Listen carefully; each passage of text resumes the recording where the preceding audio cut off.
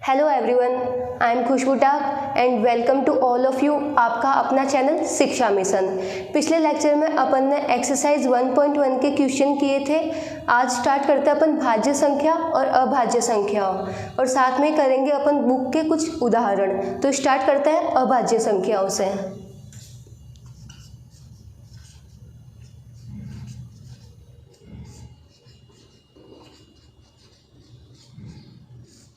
अभाज्य संख्याओं को इंग्लिश में बोलते हैं प्राइम नंबर।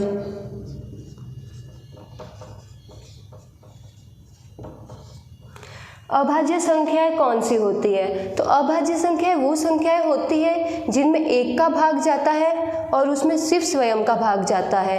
एक और स्वयं के अलावा उसमें किसी का भी भाग नहीं जाता है, तो वो होती है अपनी अभाज्य संख्याएं। देखते हैं अपन दो को। तो दो लिया मैंने, दो में एक का भाग जाता है 2 बार, दो में स्वयं का भाग जाता है 1 बार। तो दो के गुणनखंड क्या मिले मुझे? 2 = 2 × 1। तो दो में 2 का भाग जाता है और दो में 1 का भाग जाता है। तो यहाँ पे सिर्फ मुझे 2 ही गुणनखंड मिले। एक और संख्या देखते हैं, जैसे 3। तो 3 में किसका भाग जाता है? 3 में 1 का भाग जाएगा 3 बार, 3 में स्वयं का भाग जाएगा 1 बार। अब 3 में सिर्फ 1 और 3 के अलावा किसी और संख्या का भाग नहीं जाएगा, तो 3 के गुणनखंड लिखेंगे अपन 3 × 1। ऐसी संख्या देखते हैं 7। तो 7 में किसका भाग जाता है? 7 में जाता है 1 का भाग, तो यहाँ पे आया 7। 7 में जाता है स्वयं का भाग, तो आया 1। तो 7 के गुणनखंड लिखेंगे, तो 7 के गुणनखंड मिले अपन को 7 × 1। तो ऐसी संख्या जिनके सिर्फ 2 गुणनखंड मिलते हैं, जिसमें सिर्फ स्वयं का भाग जाता है और 1 का भाग जाता है, तो इस तरह की संख्याएं अपनी होती है अभाज्य संख्या। अभाज्य संख्याओं के सिर्फ 2 ही गुणनखंड अपन को मिलते हैं। अब देखते हैं भाज्य संख्याएं कौन सी होती है।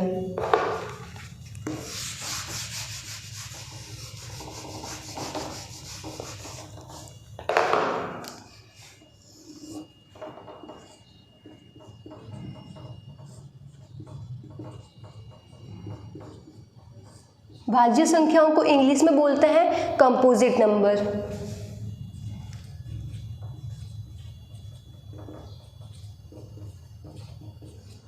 तो ऐसी संख्याएं जिनके गुणनखंड 2 से ज़्यादा होते हैं, तो वो होती है अपनी भाज्य संख्या। तो भाज्य संख्या के लिए कम से कम 3 गुणनखंड तो अपन को मिलने ही चाहिए। कम से कम 3 है, 3 से ज़्यादा भी मिल सकते हैं, लेकिन कम से कम 3 गुणनखंड तो अपन को मिलेंगे। तो वो संख्याएं होती है अपनी भाज्य संख्याएं। देखते हैं अपन 4 को लेते हैं। तो 4 में किसका भाग जाता है? 4 के जब गुणनखंड करेंगे तो अपन को मिलेंगे, 4 में 2 का भाग देंगे 2 बार गया, 2 में 2 का भाग देंगे 1 बार गया, 1 में 1 का भाग देंगे तो 1 ही आएगा। तो 4 के गुणनखंड लिखेंगे अपन, तो 2 × 2 × 1। तो यहाँ पे अपन को 3 गुणनखंड मिले। एक और संख्या देखते हैं 6। 6 में 2 का भाग दिया 3 बार गया, 3 में 3 का भाग देंगे 1 बार जाएगा, 1 में 1 का भाग देंगे 1 बार जाएगा। तो 6 के गुणनखंड लिखेंगे अपन 2 × 3 × 1। ऐसी एक और संख्या ले लेते हैं 8। तो 8 में 2 का भाग देंगे तो 4 बार जाता है, 2 में 4 का भाग देंगे 2 बार जाएगा, 2 में 2 का भाग देंगे 1 बार जाएगा, 1 में 1 का भाग देंगे 1 बार जाएगा। तो 8 के गुणनखंड मिले अपन को 2 × 2 × 2 × 1। तो अपन देखते हैं जो अपनी भाज्य संख्याएं होती है उनके गुणनखंड अपन को कम से कम 3 गुणनखंड तो मिलते ही मिलते हैं। 3 से ज़्यादा भी मिल सकते हैं, लेकिन कम से कम 3 गुणनखंड होंगे। तो ऐसी संख्याएं जिसमें स्वयं का भाग जाता है, 1 का भाग जाता है और उसके अलावा कोई और भी संख्या का भाग जाता है, तो वो होती है अपनी भाज्य संख्याएं। ठीक है, और आगे देखते हैं।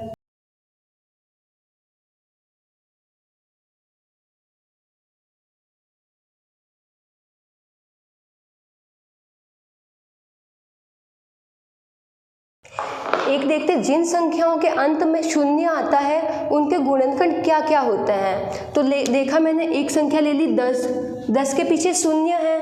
एक संख्या ले ली मैंने 100, 100 के पीछे भी 0 है। एक संख्या ले ली 200, तो 200 के पीछे भी शून्य है। 10 का गुणनखंड करते हैं।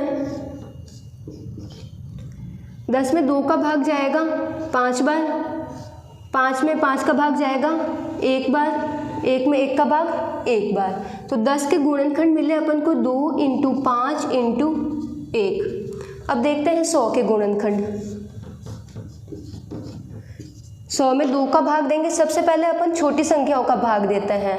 तो सबसे पहले अपन 100 में देंगे 2 का भाग तो जाएगा 50 बार। अब 50 में देंगे 2 का भाग तो जाएगा 25 बार। 25 में देंगे 5 का भाग तो जाएगा 5 बार। 5 में 5 का भाग देंगे तो जाएगा 1 बार। अब 1 में 1 का भाग देंगे तो 1 ही आएगा। तो 100 के गुणनखंड अपन को ये मिलते हैं 2 × 2 × 5 × 5। अब ऐसे ही देखते हैं अपन 200 के गुणनखंड क्या मिलते हैं। 200 में 2 का भाग देंगे 100, 100 में 2 का भाग देंगे 50, 50 में 2 का भाग देंगे 25, 25 में 5 का भाग देंगे 5, 5 में 5 का भाग देंगे 1, 1 में 1 का भाग देंगे 1। तो 200 के गुणनखंड अपन को ये मिलता है 2 × 2 × 2 × 5 × 5 × 1।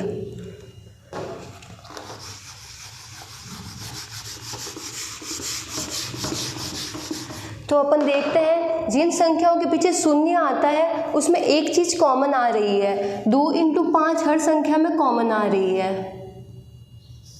2 × 5 यहाँ भी है, 2 × 5 यहाँ भी है, 2 × 5 यहाँ भी है।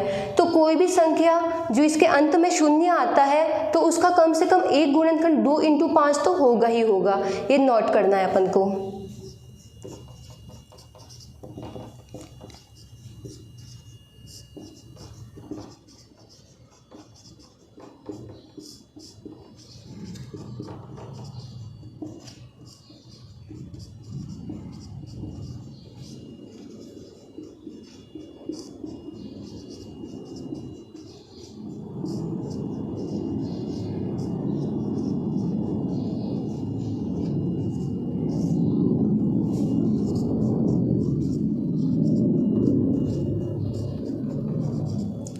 इसको नोट कर लीजिए, फिर आगे क्वेश्चन सॉल्व करते हैं। संख्याओं 4n पर विचार कीजिए जहां n एक प्राकृत संख्या है। जांच कीजिए कि क्या n का कोई ऐसा मान है जिसके लिए 4 की घात n अंक शून्य पर समाप्त होता है। तो यहाँ पे अपन को क्वेश्चन पूछ रहा है 4 की घात n का एक कोई ऐसा मान अपन को मिल सकता है क्या कि जो शून्य पे समाप्त हो। तो स्टार्ट करते हैं। 4 की घात n जहाँ n प्राकृत संख्या है।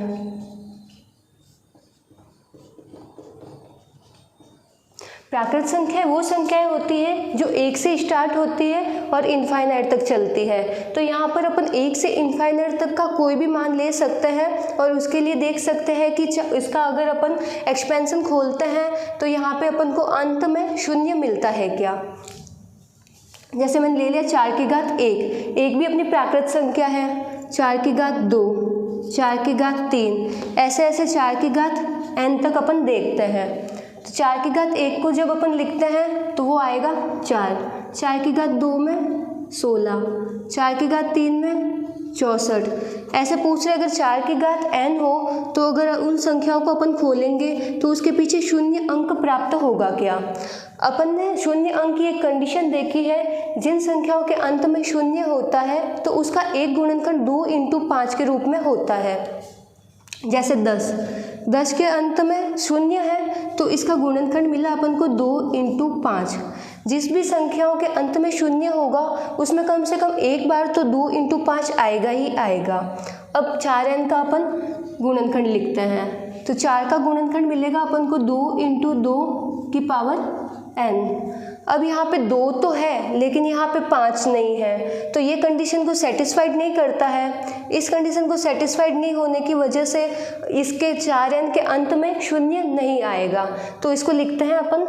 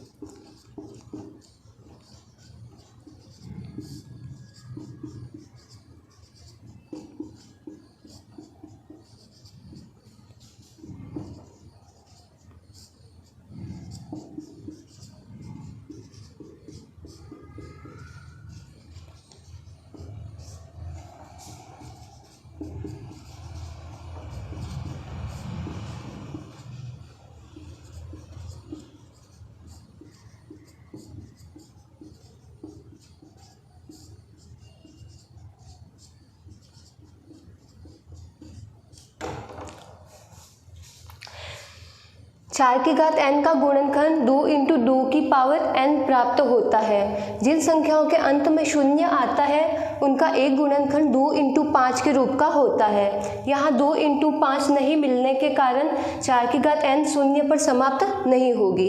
ठीक है, नोट डाउन कर ले। स्टार्ट करते हैं नेक्स्ट क्वेश्चन। अब देखते हैं अपन HCF और LCM के बारे में। तो HCF और LCM क्या होता है ये अपन देखते हैं एग्जाम्पल के थ्रू।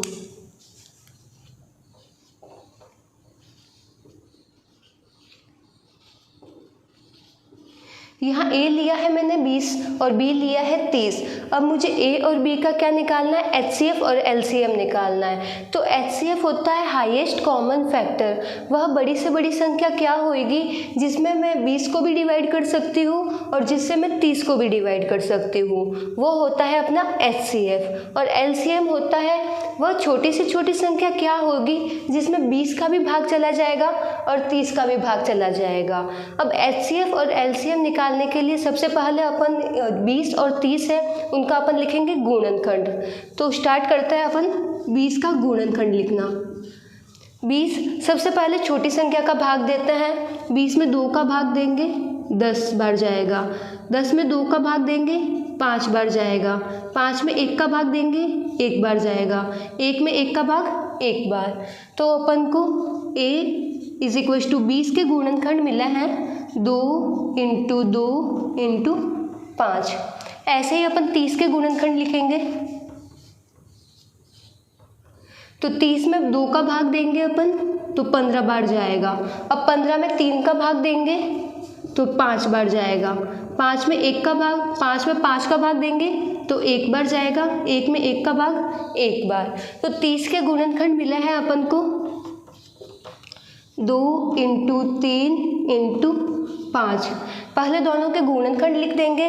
अब निकालेंगे सबसे पहले अपन HCF हाईएस्ट कॉमन फैक्टर। वह सब बड़ी से बड़ी संख्या क्या है जो दोनों में कॉमन आ रही है। तो सबसे पहले अपन देखेंगे HCF के लिए दोनों के गुणनखंड में कौन सी संख्या कॉमन आ रही है। तो देखते अपन ये 2 है, 2 दोनों में कॉमन आ रहे हैं और जो 5 है 5 भी दोनों में कॉमन आ रही है। तो जो संख्या कॉमन आती है वही होता है अपना HCF। तो यहाँ लिख देंगे अपन 2 इंटू 5 इज इक्वल टू 10। 10 वह संख्या है जिससे मैं 20 को भी डिवाइड कर सकती हूँ और 30 को भी डिवाइड कर सकती हूँ। 10 वह बड़ी से बड़ी संख्या है जिससे मैं 20 और 30 दोनों को डिवाइड कर सकती हूँ। अब निकालेंगे अपन LCM। LCM के लिए देखते हैं अपन कि LCM के लिए देखते हैं अपन कि इसके क्या क्या गुणनखंड मिले। तो इसके गुणनखंड मिले अपन को 2, 5 और 3। तो LCM के लिए अपन वह बड़ी से बड़ी संख्या लेते हैं जो ज़्यादा बार रिपीट होती है। तो यहाँ पे देखते हैं 2 गुणनखंड है, यहाँ पे 2 बार रिपीट हुआ है तो यहाँ पे अपन 2 बार 2 लिख देंगे 2 इंटू 2। अब देखेंगे 5 कितनी बार आया है। तो 5 यहाँ पे 1 बार आया, ऊपर वाले में 1 बार आया है, नीचे वाले में भी 1 बार आया है। तो 5 की आवृत्ति 1 बार ही है इसलिए 5 1 बार लिखेंगे। अब देखेंगे 3 को। तो 3 ऊपर वाले में नहीं आ रखा है लेकिन नीचे वाले में आ रखा है। कोई भी गुणनखंड हर गुणनखंड होता है वो हर गुणनखंड यहाँ पे लिखा जाता है। 3 यहाँ पे 1 बार है तो 3 को अपन 1 बार ही लिखेंगे। इसको मल्टीप्लाई करने पर आता है 60। तो वह छोटी से छोटी संख्या 60 होगी जिससे मैं 20 को भी डिवाइड कर सकती हूँ और 30 को भी डिवाइड कर सकती हूँ।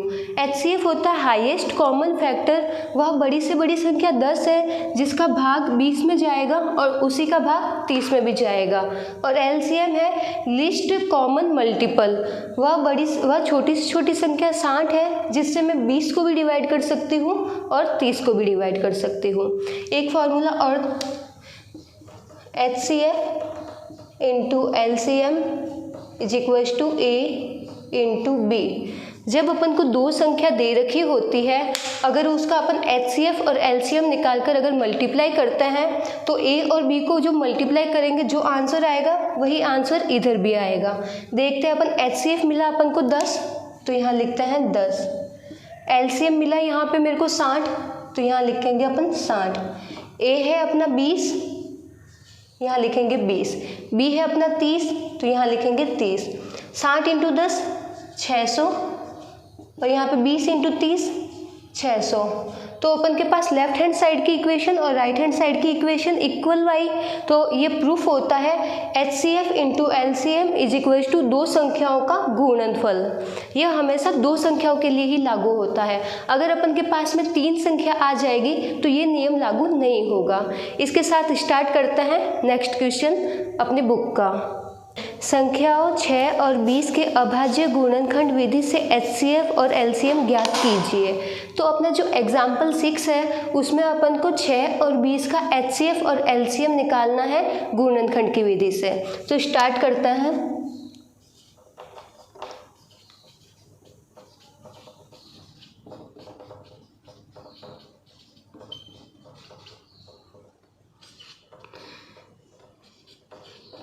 सबसे पहले जिस संख्याओं का अपन को HCF और LCM निकालना होता है उसके गुणनखंड लिख लेंगे। तो यहाँ पे 6 का गुणनखंड लिखेंगे, 6 में 2 का भाग देंगे 3 बार, 3 में 3 का भाग देंगे 1 बार, 1 में 1 का भाग 1 बार। तो 6 के गुणनखंड मिले अपन को 2 इंटू 3 इंटू 1। ऐसे ही अपन 20 के गुणनखंड करते हैं। 20 में 2 का भाग देंगे 10 बार, 10 में 2 का भाग देंगे 5 बार, 5 में 5 का भाग देंगे 1 बार, 1 में 1 का भाग देंगे 1 बार। तो 20 के गुणनखंड मिलते हैं अपन को 2 इंटू 2 इंटू 5 इंटू 1।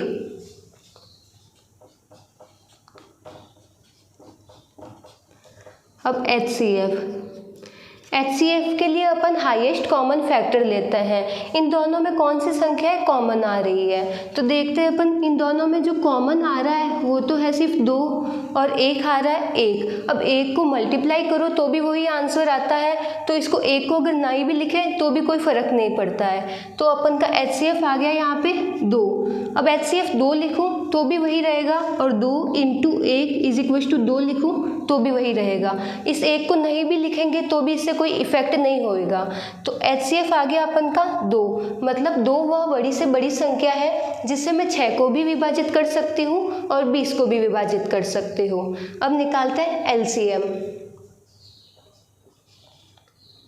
अब LCM के लिए देखते हैं अपन इसके कितने गुणनखंड मिले हैं। इसके गुणनखंड है 2, 3 और 5। तो 2 देखते हैं 2 कितनी बार आ रखा है। तो यहाँ पे 2 की पुनरावृत्ति 2 बार हो रखी है। तो यहाँ पे अपन 2 बार लिखेंगे, 2 इंटू 2। अब देखते हैं 3। तो 3 कितनी बार यहाँ पे रिपीट हुआ है। तो 3 सिर्फ 1 बार आ रखा है तो 1 बार 3 लिखेंगे 3। अब देखेंगे 5। तो 5 कितनी बार आ रखा है, 5 भी यहाँ पे 1 बार आ रखा है तो 1 बार लिखेंगे 5। अब इसको सॉल्व कर लेंगे।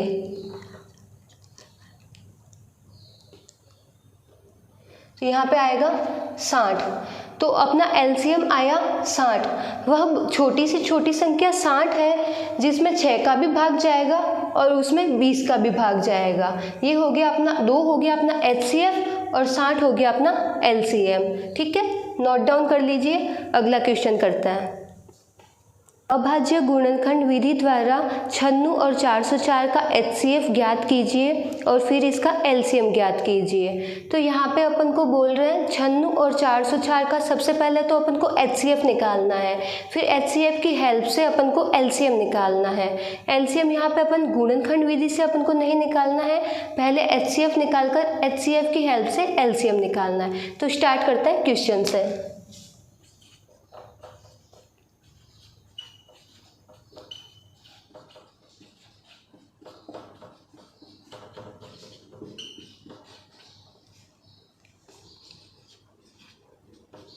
सबसे पहले अपन 96 का गुणनखंड लिख लेंगे।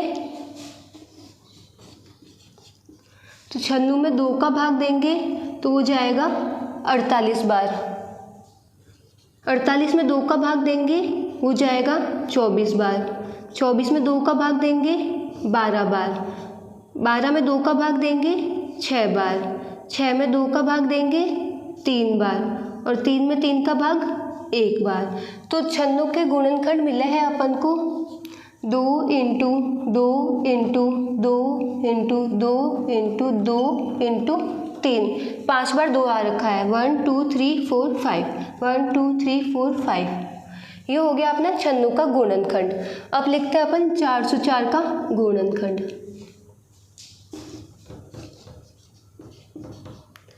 404 में 2 का भाग देंगे तो मिलेगा 2 0 2। अब इसमें वापस 2 का भाग देंगे तो आएगा 1 0 1। अब जो 101 है वो है अपनी अभाज्य संख्या। 101 में 101 का भाग जाएगा और 1 का भाग जाएगा, इसके अलावा किसी का भाग नहीं जाएगा। तो 101 में अपन 101 का भाग देते हैं,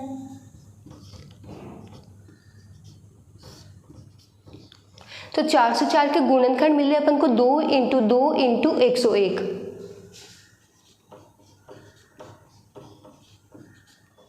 अब निकालना है अपन को HCF। HCF निकालने के लिए अपन दोनों संख्याओं में से कॉमन संख्या लेते हैं, वह गुणनखंड जो दोनों में कॉमन आ रहा है। तो यहाँ पे देखते हैं दोनों में कॉमन क्या आ रहा है। तो यहाँ पे आ रहा है कॉमन 2 और ये 2, 2 बार दोनों में कॉमन आ रहा है। तो यहाँ पे लिख देंगे अपन 2 × 2 = 4। तो इसका HCF मिला अपन को 4। वह बड़ी से बड़ी संख्या 4 है जिसका भाग मैं 96 में भी दे सकती हूँ और उसका भाग मैं 404 में भी दे सकती हूँ। अब अपन को HCF के थ्रू LCM निकालना है।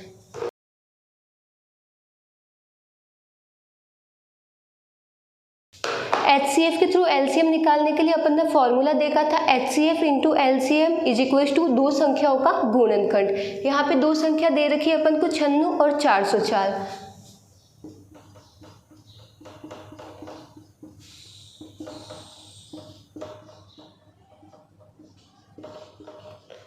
तो HCF मिला अपन को 4, LCM अपन को निकालना है। अब LCM अपन को निकालना है, 4 यहाँ पे मल्टीपल में है। जब 4 इस साइड में आएगा तो इसका साइन चेंज हो जाएगा, उधर ये मल्टीपल में है तो इधर ये डिवाइड में आ जाएगा। तो LCM = 96 × 404/4। अब ये 4 से कैंसिल आउट हो रहा है तो इसको 4 से अपन कैंसिल करेंगे एक बार और ऊपर मिलेगा अपन को 101। तो जो अपना LCM है वो है 96 × 101। अब 96 को जब 101 से मल्टीप्लाई करेंगे तो अपन को मिलेगा 9696। ये हो गया अपना LCM और HCF मिला अपन को 4। यहाँ पे अपन ने HCF के थ्रू LCM निकाला है, नोट डाउन कर लीजिए। नेक्स्ट क्वेश्चन करते हैं। संख्या 6, 72 और 120 का अभाज्य गुणनखंड विधि द्वारा HCF और LCM ज्ञात कीजिए। तो यहाँ पे अपन को 6, 72 और 120 का HCF और LCM निकालना है गुणनखंड विधि से। तो स्टार्ट करते हैं।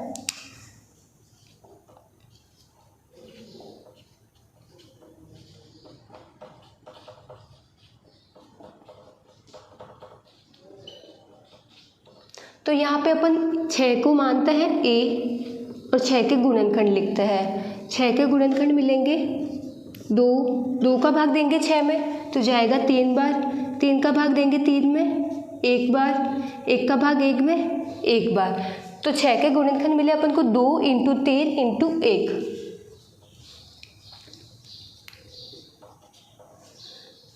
अब B लेंगे यहाँ पे अपन 72 को। 72 के गुणनखंड देखते हैं। 72 में 2 का भाग देंगे जाएगा ये 36 बार। 36 में 2 का भाग देंगे 18 बार। 18 में 2 का भाग देंगे 9 बार। 9 में 3 का भाग देंगे 3 बार। 3 में 3 का भाग देंगे 1 बार। 1 में 1 का भाग देंगे 1 बार। तो यहाँ पे अपन को 72 के गुणनखंड मिला है 2 × 2 × 2 × 3 × 3 × 1।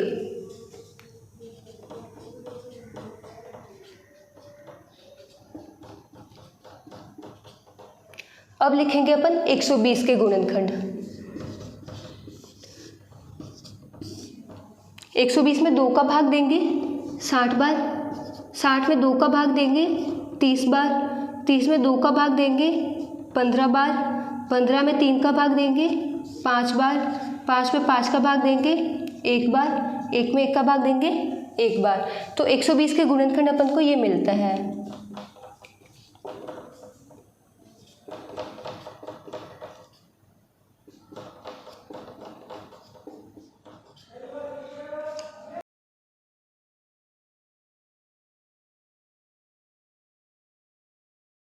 अब निकालेंगे अपन HCF। तो HCF के लिए अपन तीनों संख्याओं में से कॉमन लेंगे। वह तीनों संख्या में कौन सी संख्या कॉमन आ रही है? तो देखते हैं अपन 2 है वो तीनों में कॉमन आ रहा है, तो यहाँ पे लिख देंगे अपन 2। 2 के अलावा और कौन सी संख्या तीनों में कॉमन आ रही है? तो 3 यहाँ पे भी आ रहा है, 3 यहाँ पे भी आ रहा है और यहाँ पे भी आ रहा है, तो 3 भी तीनों में कॉमन आ रहा है, तो यहाँ लिखेंगे 3। अब 2 × 3 = 6। तो अपन को HCF मिला 6। 6 वह बड़ी से बड़ी संख्या है जिसका भाग 6 में भी जाएगा, 72 में भी जाएगा और 120 में भी जाएगा। अब अपन निकालेंगे LCM। अब LCM के लिए देखते हैं अपन को गुणनखंड क्या क्या मिल रहा है। तो गुणनखंड में मिले अपन को 2, 3 और 5। अब देखते हैं कि 2 की पुनरावृत्ति कितनी बार हो रखी है, 2 का रिपीटेशन कितनी बार हो रखा है। तो यहाँ पे तो 2 1 बार आ रखा है, यहाँ पे 2 3 बार आया है और यहाँ पे भी 2 3 बार आया है। जितनी बार रिपीटेशंस होता है उसको संख्या को लिखते हैं। तो यहाँ पे रिपीटेशन ज़्यादा 3 बार हो रखा है तो 2 को अपन 3 बार लिखेंगे। तो 2 × 2 × 2। अब देखते हैं 3 को। तो 3 ऊपर आ रखा है 1 बार, यहाँ आ रखा है 2 बार और यहाँ आ रखा है 1 बार। तो जितना ज़्यादा रिपीटेशन होता है उसको अपन लेते हैं। तो यहाँ पे 3 2 बार लिखेंगे, 3 × 3। अब देखते हैं 5 को। तो 5 यहाँ नहीं है, यहाँ नहीं है और सिर्फ यहाँ है, तो यहाँ पे लिखेंगे अपन 1 बार 5। अब इसको सॉल्व करेंगे, इसको सॉल्व करेंगे तो आएगा 360। अतः अपन को HCF मिला 6 और LCM मिला 360। 360 वह अपनी छोटी से छोटी संख्या होगी जिसमें 6 का भी भाग जाएगा, 72 का भी भाग जाएगा और 120 का भी भाग जाएगा। और HCF अपनी वह बड़ी से बड़ी संख्या होगी जिससे मैं 6 को भी डिवाइड कर सकती हूँ, 72 को भी डिवाइड कर सकती हूँ और 120 को भी डिवाइड कर सकती हूँ। जब 3 संख्या आती है तो 3 संख्या के लिए अपना जो नियम होता है HCF × LCM = A × B × C, ये वाला वैलिड नहीं होता, यहाँ पे C नहीं होता है। ये जो नियम होता है ये हमेशा 2 संख्याओं के लिए ही वैलिड होता है। यहाँ पे HCF × LCM = A × B। अगर मेरी 2 संख्या होती और 2 संख्याओं का अगर मैं गुणनखंड करती तो HCF × LCM = A × B ये नियम अपना लागू होता। लेकिन 3 संख्याओं का गुणनफल करने पर HCF और LCM के गुणनफल करने के बराबर नहीं आता है। ठीक है।